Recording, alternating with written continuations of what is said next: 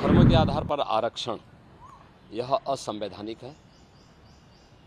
बाबा साहब भीमराव अम्बेडकर जी ने भारत की संविधान सभा में इसका पुरजोर विरोध किया था। कांग्रेस की जब आंध्र प्रदेश में सरकार थी, उन्होंने वहाँ के ओबीसी के आरक्षण को मुसलमानों को दिया था। कांग्रेस की कर्नाटक सरकार ने मुसलमानों की सभी जातियों को ओबीसी में शामिल करके ओबीसी के आरक्षण में सेंध लगाया है। Bharatiya Janata party SC, ST और ओबीसी के आरक्षण को सुरक्षित रखने के लिए किसी भी प्रकार के मुस्लिम आरक्षण का विरोध करती है। अगर इस प्रकार की कुप्रथा को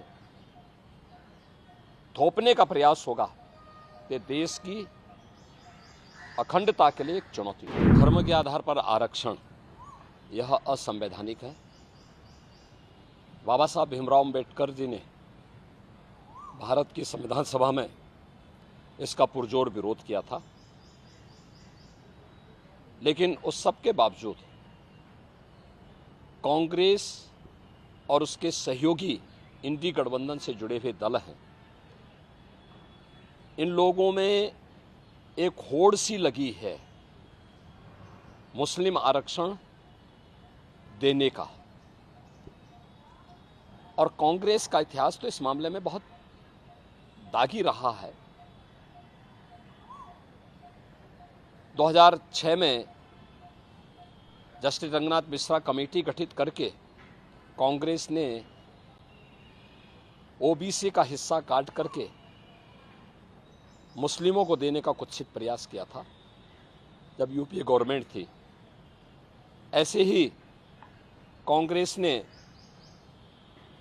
जस्टिस राजेंद्र सच्चर की अध्यक्षता में कमेटी बना करके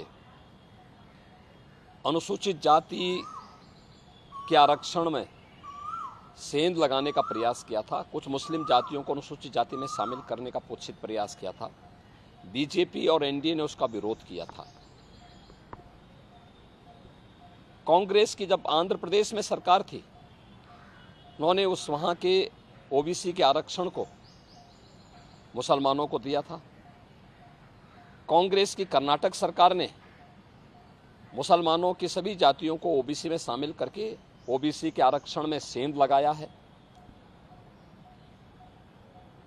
वेस्ट बंगाल के अंदर टीएमसी ने 2010 में 118 मुस्लिम जातियों को ओबीसी में शामिल करके पिछले 14 वर्ष से लगातार ओबीसी के आरक्षण के अधिकार पर उन्होंने पूरी तरह एक प्रकार की डकैती डाली है। हम धन्यवाद देना चाहेंगे कोलकाता हाईकोर्ट को, जिन्होंने टीएमसी के इस प्रकार के असंवैधानिक कृत्य पर जोरदार तमाचा मारा है और धार्मिक आधार पर आरक्षण असंवैधानिक है बात स्पष्ट कहते हुए उन्होंने सभी मुस्लिम जातियों को इससे बाहर किया है। इसी प्रकार से बिहार के अंदर लालू जी पहले ही बोल चुके हैं कि मुसलमानों को, सभी मुसलमानों को आरक्षण मिलना चाहिए। इसका मतलब आरक्षण कहाँ से मिलेगा? यह आरक्षण यही ओबीसी और एससी एसटी का आरक्षण में से ये बांट करके मुसलमानों को देना चाहते हैं।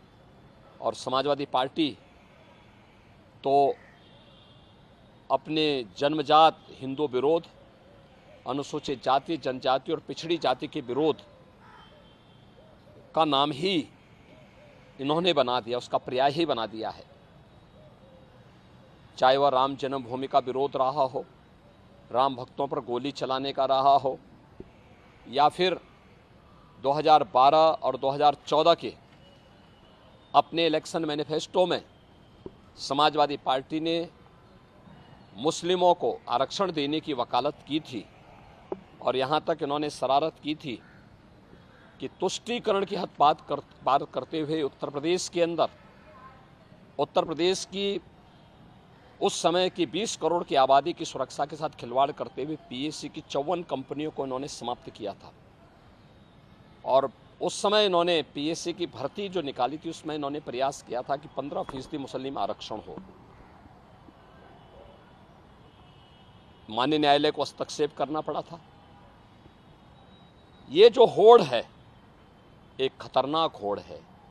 बाबा साहब भीमराव अंबेडकर ने विरोध किया था इसका, मुस्लिम आरक्षण का, क्योंकि देश धर्म के आधार पर विभाजित हुआ था और उन्होंने कहा था कि धर्म के आधार पर कोई भी आरक्षण देश के अंदर नहीं होना चाहिए। अनुसूचित जाति जनजाति को आरक्षण भारत के संविधान के द्वारा दिया गया है। मंडल कमीशन की सिफारिशों के आधार पर ओबीसी को आरक्षण का लाभ दिया गया है। Bharatiya Janata party SC ST और ओबीसी के आरक्षण को सुरक्षित रखने के लिए किसी भी प्रकार के मुस्लिम आरक्षण का विरोध करती है और दूसरा, मुस्लिम आरक्षण असंवैधानिक भी है और अगर इस प्रकार की कुप्रथा को थोपने का प्रयास होगा तो देश की अखंडता के लिए एक चुनौती होगी।